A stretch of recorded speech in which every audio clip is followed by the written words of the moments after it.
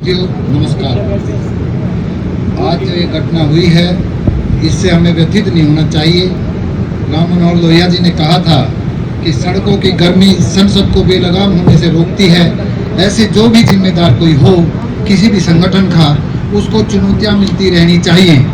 इसके लिए हमें बिल्कुल भी शर्मिंदा ना हमें इस बारे में ऐसा सोचना चाहिए, पॉजिटिव सोचना चाहिए और त्याग और धैर्य और करुणा, सदाचार और उदारता ये तभी आएगी जब हम दूसरे की बात सुनने की क्षमता रखेंगे और उसके कहे हुए विचारों को, भले ही वो दुर्भावना से कह रहा है, अगर उसमें कुछ कमियां लगती हैं तो उन कमियों को सही तरीके से रखिए और अपने उन बताई हुई उन बातों को, अपने अंदर जो कमी नजर आए उनको भी सुधार करने का प्रयास करिए। इसलिए इसे तो अन्यथा ना ले। और ये हमारा खून ही उबाल वाला है, ये अधीरता हमारे अंदर जो है ये बड़ी कमी है, ये धैर्य हमारे आना चाहिए।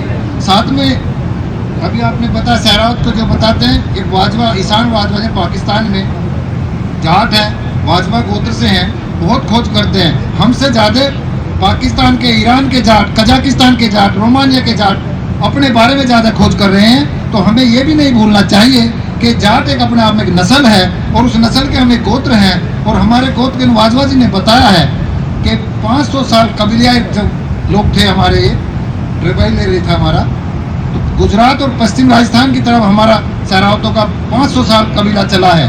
तो बड़ी मजबूत गोत्र से हम हैं। और साथ साथ आपको एक और जानकारी दे दूं, क्योंकि हमारी पोजीशन इस समय ये हो रही है कि जैसे किसी शेरनी, जो बच्चे उसकी शेरनी गुजर गई और जब बच्चे बिना माँ के थे तो शेर उनको छोड़ करके चला गया कि भाई मेरे सामने मरेंगे, दुख होगा, तो वो छोड़ करके चला गया। उसने जब देखा, देख 2 साल बाद कि देख तो आऊँ कि मेरे बच्चे जिंदा है कि नहीं है, जब वो वहाँ पर गया और उसने देखा ढांग, जब नदी की जो ढांग उस पर खड़ा था, वो परछाइयों में वहाँ पर भेड़ पानी पी रही थी, उनमें उसके बच्चे भी पानी पी रहे थे।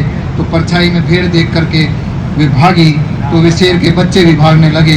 तो शेर ने देखा कि मेरे में ये तो भागे तो उचित है, ये मेरी नस्ल का क्यों भाग रहा है। तब उसने भाग करके उनको पकड़ा कि तुम क्यों भाग रहे हो। तो उसने कहा कि ये भाग रहे हैं तो मैं भी भाग रहा हूँ। कि तुम जानते कौन हो। तब उसने कहा नहीं मैं तो नहीं जानता, इन्होंने मुझे पाला बढ़ा है। कहना तुम शेर की नस्ल के हो, बकरी के नहीं हो। तो इसलिए जो हमारा आज ये दृश्य हमें देखने को मिला, इसका कारण ये है कि हम ये हमारा एक DNA आपको अंतरात्मा से चेक करना पड़ेगा कि हमारी ये बड़ी कमी है कि हम संगठित होने में अपने आप को नहीं चाहते हैं और दूसरों के सामने बैठ करके, यानी कि दूसरे की पांच पे बैठ करके अपनों की बुराई करना हम अपने आप में गर्व समझते हैं। आप इसी बात से अंदाजा लगाइए कि मुजफ्फरनगर में चौधरी राम कुमार सहरावत जी इतने सीनियर नेता भाजपा में RSS के हैं और उनको राजनीतिक वजूद नहीं मिला।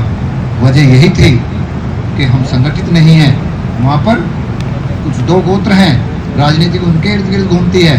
तो हमें अब ये सोचना चाहिए कि जहाँ भी हम हरियाणा, पंजाब, किसी भी विभिन्न देशों में या राज्यों में सहरावत गोत्र हमें इकट्ठा करें और हम अपनी पहचान बनाने के लिए ऐसे आयोजन करते रहें, ताकि राजनीतिक वजूद भी हमारा बना रहे। और जो हमारे लोग अच्छे अच्छे पदों पर बैठे हैं उनकी भी जिम्मेदारी बनती है, सक्षम लोगों की भी जिम्मेदारी बनती है। ऐसे खाप के संचालन से हमारे जो वंचित वर्ग हैं, अभाव के लोग हैं, प्रतिभाशाली बच्चे हैं, उनको पढ़ाने के लिए भी इसमें एक योजना लाई जाए, ताकि राजनीतिक रूप से भी अन्य समाज को भी और हमारे अन्य गोत्र वालों को भी लगे कि इनकी उपस्थिति है तो इनको हर तरह का प्रतिनिधित्व मिलना चाहिए।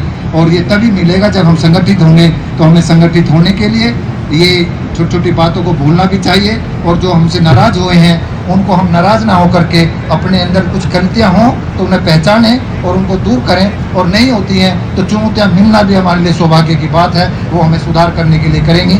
इसलिए अन्यथा बिल्कुल ना लें। और साथ में जैसे अभी गोत्रों का मैं जो बता रहा हूँ, फायदा क्या होता है, जहाँ त्रुटियाँ हुई हैं, मुजफ्फरनगर की एक त्रुटि जो आज भाजपा की सरकार पूर्ण बहुमत में है, मलिक गोत्र जैसा हमारा भी सहरावत गोत्र का गठन हो रहा है, इनके माध्यम से लग रहे हैं सब। तो उसमें ये भी हमें पता होना चाहिए कि हमारे किसी भी क्षेत्र, किसी भी गांव में, चाहे छोटी संख्या में हो या दूर दराज में हो, अगर किसी पे कोई आपत्ति है, अन्य समुदाय, अन्य कोई लोग हमारे किसी परिवार को तंग करते हैं, तो सहरावत गोत्र की पदाधिकारियों की ये भी जिम्मेदारी होनी चाहिए और उन लोगों की जो पीड़ित हैं कि वो उनसे अपनी बात करें। जब सामाजिक रूप से, संगठित रूप से दूसरे लोगों से हम अपनी बात रखने का वजूद बढ़ाएंगे तो शायद हमसे कोई छेड़ने का और लड़ने का प्रयास नहीं करेगा। जैसे मलिकों के लिए, वो मलिकपुर कवाल के पास है, वहाँ के लोगों ने समझा कि 4-5 गाँव है, घर है मलिकों के, तो वहाँ के मुस्लिम समुदाय ने हमारी एक लड़की को छेड़ा था। अगर वो हमारा उस समय मलिक संगठन में, सभी के लिए नसीहत की बात कह रहा हूँ, वे संपर्क में रहें, ऐसे सूचनाएं देते रहें कि कहीं समाज का कोई व्यक्ति व्यथित है, दुखी है, कोई पीड़ित कर रहा है, तो अपनी सब बात वहाँ पर रखें। और रखते तो शायद वहाँ पर मलिक खाप के चौधरी वहाँ पहुँच जाते और इतनी बड़ी घटना ना होती। और उसकी वजह से कहते हैं गर्व तो हम करते हैं कि हमने ये कर दिया, वो कर दिया, लेकिन आपको यकीन नहीं होगा, हमारे जो बच्चे 5-6 हज़ार बच्चे परिवार के लोग वहाँ जेलों में गए हैं, उनमें 500-600 करोड़ रुपया पुलिस वालों ने लूटा है उनके मुकदमे चार्जशीट में मदद करने के नाम पर। उसका किसी को ध्यान नहीं है। सब हम कहते हैं कि जी हमने ये कर दिया, उसका लाभ सत्ता उठा रही है। और हमारे नेता वहाँ पर जो पहुँचे हैं उस आक्रोश से, वे हमारी बातों को कहने के लिए भी क्षमता नहीं रखते हैं। कहने को हमारा जनप्रतिनिधि है सत्ता में, लेकिन हमारा आरक्षण खत्म हुआ, अन्य कितने तरह करिए। तो कहना तात्पर्य मेरा ये है कि हमें आज ये जो मीटिंग हुई है, इस तरह की मीटिंग करते भी रहने चाहिए। और अपनी त्रुटियां दूर करने के लिए ऐसी चुनौतियां अगर मिल रही हैं तो कहीं ना कहीं कुछ कमियां तो जरूर है, तो उनको हम सुधार करें और जिससे कि दूसरे को मौका ना मिले। साथ में जो गरीब बच्चे हैं, प्रतिभाशाली हैं, और उनको हम आगे लाने के लिए भी कोई कार्य योजना बनाएं। खाली ये नहीं कि हम यहाँ मीटिंग करें। ये पुरुषत्वात्मक का दर्शन हो रहा है, हमें लड़कियां भी नहीं है, महिलाएं भी नहीं है हमारी, क्या उनकी भागीदारी नहीं होनी चाहिए? अभी तात्कालिक आपके सामने किसान आंदोलन में पंजाब से 50% महिलाओं ने योगदान दिया, सफलता मिली ना। हमारी बहु बेटियां, उनको कैसे पता चलेगा कि हमारे गोत्र के, हमारी कौम की क्या जिम्मेदारी है, हमारे प्रति, हमारा उनके प्रति क्या कर्तव्य होना चाहिए। इसके साथ एक प्रसंग और सुना दूं मैं, क्योंकि कह रहे हैं समय कम है, लेकिन बात पते की होगी। आपको पता हो, महाराजा सूरजमल की जो पत्नी थी किशोरी, वो सहरावत गोत्र से थी। और वो ऐसा मुझे बताया कि उनका जो भारत रत्न, जाट रत्न वो निकलती है पत्रिका, उसमें के वो जो गोत्र है कि वो सहरावत उनका बिगड़ा हुआ नाम है। तो अभी इसमें जाट रत्न पुस्तिका में उनका आया है विश्लेषण, होडल के पास की थी। लेकिन मैं एक पर्सन सुना दूं, चलो गोत्र कोई भी हो सकता है, लेकिन मैंने जाट रत्न पत्रिका में पढ़ा सहरावत गोत्र उनका। तो उसमें उन्होंने बताया कि जब ये कोई वहाँ से महाराजा सूरजमल गुजर रहे थे, तो उनकी हाइट भी 6.5 फुट से ऊपर थी महारानी किशोरी की। और उनको देख करके महाराणा जगह दिल एकदम देखा, कहना है लड़की इतनी आकर्षक और इतनी लंबी तकड़ी। तो बताते हैं कि वहाँ कोई बैल खुला हुआ था और वहाँ के गांव के बच्चों पर वो बैल पकड़ा नहीं जा रहा था, रस्सा छुटा के भाग जाता था। और महारानी किशोरी अपना सर पर बोझ लेकर के, किसान की बेटी थी, जब जा रही थी तो उसने दौड़ करके उसने पैर रखा रस्से पर, बैल वहीं पर रुक गया।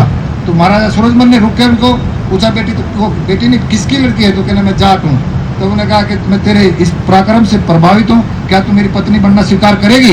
तो मैं यहाँ उन बेटियों के लिए बताना चाहूँगा, हमारी बेटियाँ यहाँ उपस्थित नहीं है, तो हमारे ये पितृसत्तात्मक जो मानसिकता है, इसको आपको बदलना पड़ेगा। कैसे उनको संदेश जाएगा कि हम जाट के घर में, सहरावत गोत्र के घर में जो बेटी है उसका क्या कर्तव्य होना चाहिए? यहाँ वे कमरे में बैठी हैं, घर में बैठी है, हम यहाँ बैठ के भाषणबाजी कर देंगे। तो उन्होंने तब क्या कहा कि मैं एक छोटे किसान की बेटी हूँ, आप एक राज परिवार से हैं, अगर मैं शादी भी कर लूँ तो मेरे भाई और मेरे बाप को वो सम्मान नहीं मिलेगा। मेरे बाप और भाई आपकी डोरी पर जाकर के बैठेंगे। तो महाराजा सूरजमल ने इस बात को विचार करके उनको 26 गांव का जमींदारा दिया। तो ऐसी बेटी होने की हमें प्रेरणा देनी चाहिए, ना कि ऐसी कि अपने माँ बाप को दरकिनार करके अपनी इच्छा के लिए, अपने सुख के लिए माँ बाप के और कौम के और गोत्र के नाम पर कलंक लगा जाए। तो ऐसी महारानी किशोरी से हमें प्रेरित करने के लिए कैसे बताएंगे हम? हमारी बेटी, हमारी बहुएं, हमारी बहनें यहाँ उपस्थित हों। तो आज के बाद अगर आप शरद खाव की पंचायत करते हैं तो हमारी बेटियां जो कामयाब है, चाहे वे शादीशुदा भी हो चुकी हैं, उनको भी बुलाइए। जो बहु है, जो बेटियां हैं, उनकी भी उपस्थिति होनी जरूरी है। गांधी जी का आंदोलन तभी कामयाब हुआ था जब महिलाओं की उपस्थिति आई थी। तो ऐसे में अपने बातों को विराम देते हुए मेरे भाव को समझने का प्रयास करना कि हमें पितृसत्तात्मक का बाहर निकलना है। अपनी बहु बेटियों को अगर अच्छे स्थान पर पहुंचाना है, उनको कर्तव्य के प्रति निर्भर बोध कराना है, तो उनकी उपस्थिति जरूरी है। नमस्कार।